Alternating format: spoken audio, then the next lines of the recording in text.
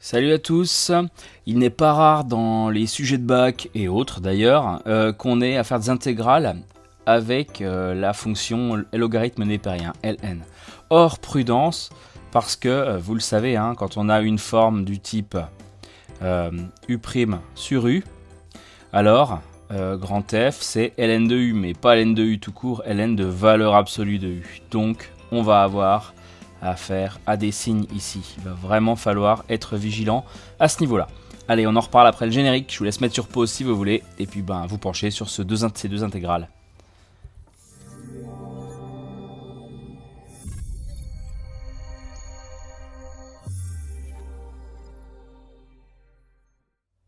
Vous avez mis sur pause, vous avez cherché. Impeccable. Et bien on passe à la première. Donc la première c'est l'intégrale entre 0 et 1 de x sur 3x carré plus 1 dx. Alors c'est vrai qu'on n'est pas loin d'une forme u' sur u. Vérifions-le. Qu'est-ce qui se passe si je prends u de x égale au dénominateur évidemment x carré plus 1. Et bien dans ce cas-là, u' de x, ça serait 6x. Est-ce que j'ai 6x au numérateur? Pas vraiment. En fait, si c'était présenté de la sorte, ça serait parfait au niveau de ce que je voudrais, quoi. Or, ce 6 n'existe pas. Et bien, faisons-le apparaître et en contrepartie, multiplions par 1/6 pour que la balance s'équilibre correctement. Donc là, on a 1/6 de u' sur u. Donc, on va pouvoir appliquer la formule qui est ici. Donc, on va quand même, on va l'écrire directement, 1/6 entre crochets, ln de valeur absolue de, entre 0 et 1, donc 3x carré plus 1. Que fait-on de cette valeur absolue? Eh bien, soit on laisse l'expression intacte, vous le savez, je le réécris ici, une valeur absolue d'une quantité x, c'est soit elle-même si x est supérieur ou égal à 0, soit son opposé si x est strictement négatif. Donc la question c'est quel est le signe de 3x carré plus 1? Et bien dans ce cas là, c'est plutôt simple, quel que soit x appartenant à 0,1, c'est vrai sur R mais c'est encore plus vrai sur 0,1, 3x carré plus 1 est strictement positif. Dans le pire des cas c'est égal à 1. Du coup, eh bien, on va pouvoir écrire que cette quantité est égale à 1/6 de ln de 3x carré plus 1, cette fois-ci entre parenthèses, entre 0 et 1. Il me reste plus qu'à remplacer, vous le savez, 1/6 devant. Et donc quand je remplace x par 1, 1 au carré ça fait 1, fois 3, 3, plus 1, 4. Donc ln de 4, moins. Quand je remplace x par 0, ça fait 0 plus 1, ça fait 1.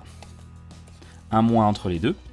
ln de 1, ça fait 0. Donc en fait, 1/6 ln de 4, c'est ma réponse. Au passage, 1/6 ln de 4, c'est aussi 1/3 ln de 2. Je vous laisse faire la bascule. Vous voyez? Alors pourquoi? En fait, 4, je peux très bien écrire 2 au carré. Et le 2, je le passe devant.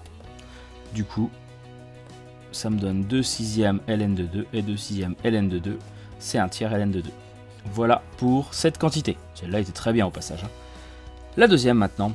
Alors la deuxième, on s'intéresse entre 1 et 2 à l'intégrale de moins 2 sur 1 moins 2x dx.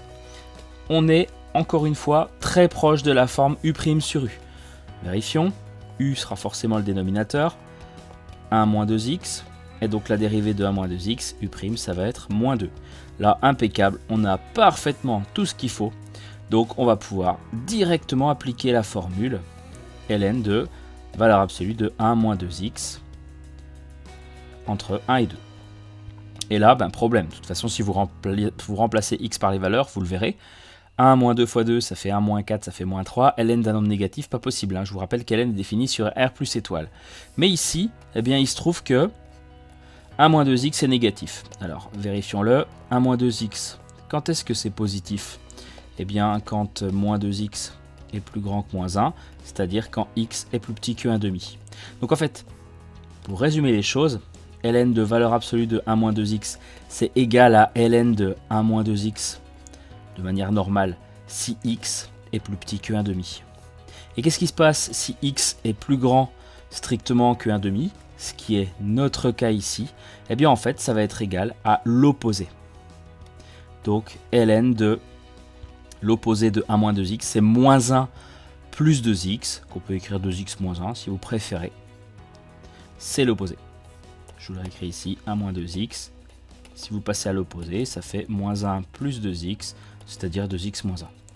Donc en fait, on va écrire que cette quantité, elle est égale à ln de 2x moins 1 entre 1 et 2. Je remplace x par 2 déjà. 2 fois 2, 4, moins 1, 3. Moins, je remplace x par 1. 2 fois 1, 2, moins 1, 1, ln de 1, qui fait toujours 0. Moralité, cette quantité est égale à ln de 3. Ouais. Allez, à plus.